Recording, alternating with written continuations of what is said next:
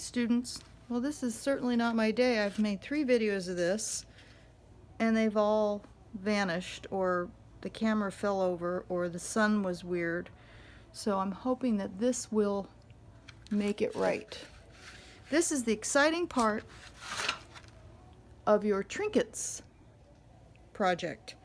This is the culmination of the splatter, the drawing, and utilizing every technique so far. You have a lot of things at your disposal. Of course, you have to use the 2 hues that you splattered with, and you have to explore different saturations. And the other thing is you want to use at least 2 techniques throughout. You could use them all if they work together, because you remember we have the dry brush option. We have, oh, here it is, sorry. All right, we have the dry brush option here, and this is the dry brush warm-up sheet that go together. That's an option. We have the different drip systems. We have dripping in front of something, dripping between, dripping on top, and dripping behind. All of those are options. Then we have lift out with a paper towel. We have glazing, where you let it dry completely.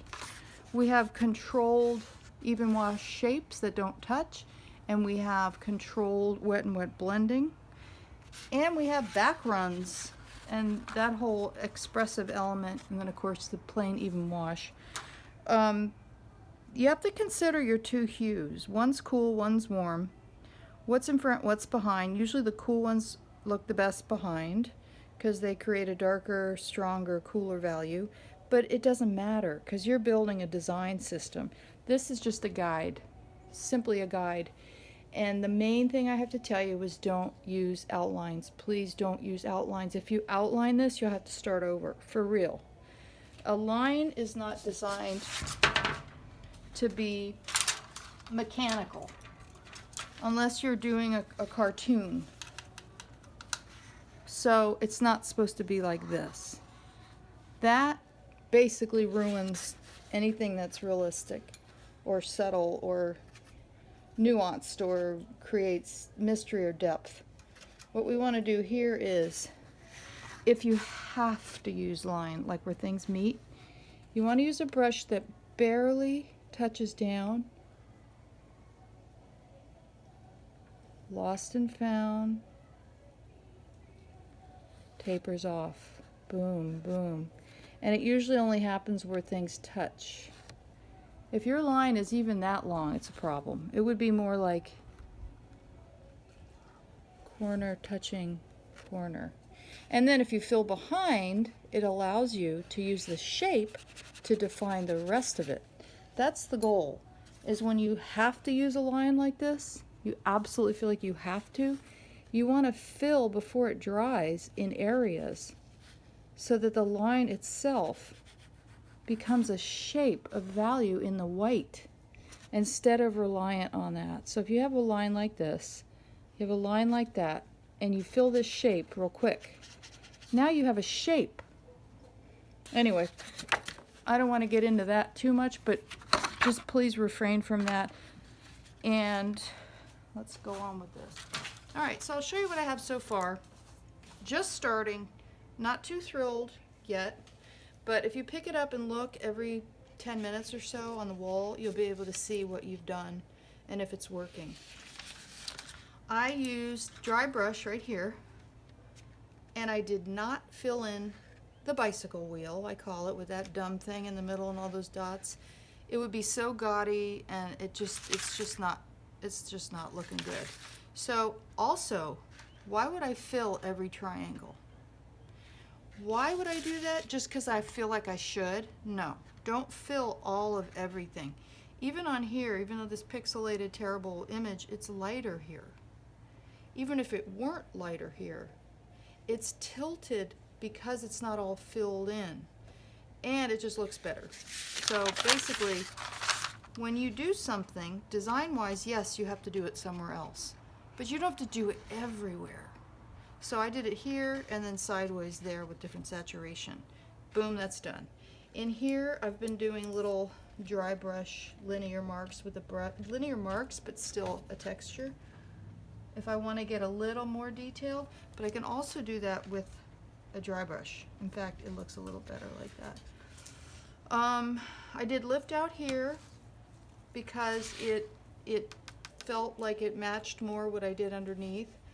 I'm scanning around, I'm seeing what I want to keep. Even when it's dark, you want to be able to see through what was there. Mine got a little muddy in here. I'm not pleased with that. I'm going to have to do something about that. But just like with every other project, if it's not working, walk away. Because if you go in there and blot, blot, blot, and add water and blot, blot, I mean, it's just a bad scene. Okay, so what I'm going to do right now is focus on this shape so you can see. But then, I'm going to make sure you can see it in here. Yeah, after that, I'm going to let you just go for it. In this area, I decided to use red violet because there's some darks in here and I just feel like I need a little something there. I might go in with a little bit of yellow green somewhere, but I don't want to overdo this any more than I wanted to overdo that. So I want 3 different brushes because I want 3 different sizes. Ideally, they'd be flat brushes, but this is what I have. And then, of course, always test, test, test, test, test, test for saturation. And I'm going to get a little bit of different saturation on each one so that I can start playing with this shape. And I'm just going to do a little bit of kind of rendering, copying these values. I've got this dark right here, and this technique, because this is what we're going to want to talk about, is technique. This technique is even wash.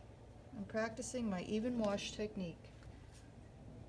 And it comes down here, and it comes up here. Very deliberate. I'm going to change the saturation and get this here, but I still want to see through. I'm already worried about that thing over there, but I'll have to fix it because if you have one area that looks weird, it can be a problem. And it's just overworking. When you overwork it, you mush up what's underneath because watercolor never dries. So you end up mushing up all your beautiful splatter if you go too far, too fast. Nice little shape there. All right, I've got this, do a shape here.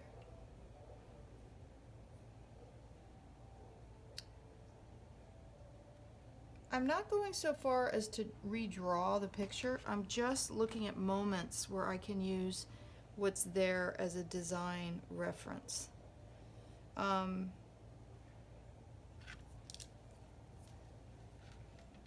I can get really detailed in parts. I just did a little back run right there.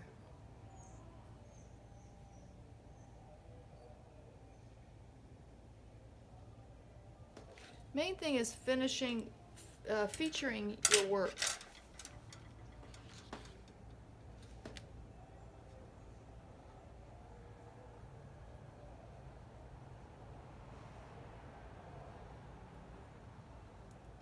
I'm implying this area without spelling it out. Now see how dark it is right there? In that moment, I think I'm going to have to go more saturation.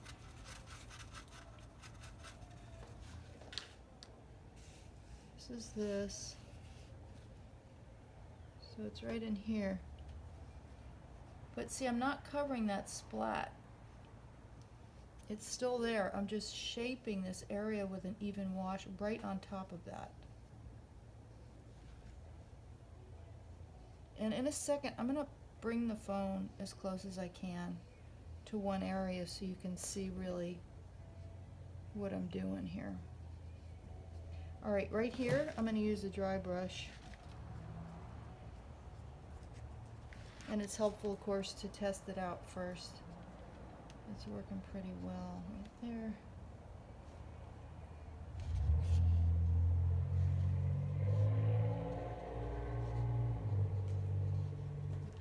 So now this area is starting to have a little bit of life to it. dry brush. But I don't want to go too far. I'm not doing a whole drawing. I'm doing technique and design and balance. So I'm moving all around. Okay, let me hold the phone and show you just something up close. Okay, what can I show that I can do here? Let's do what we'll do down here. I'm going to work on that area down here. So on here, it's right there. And I'm going to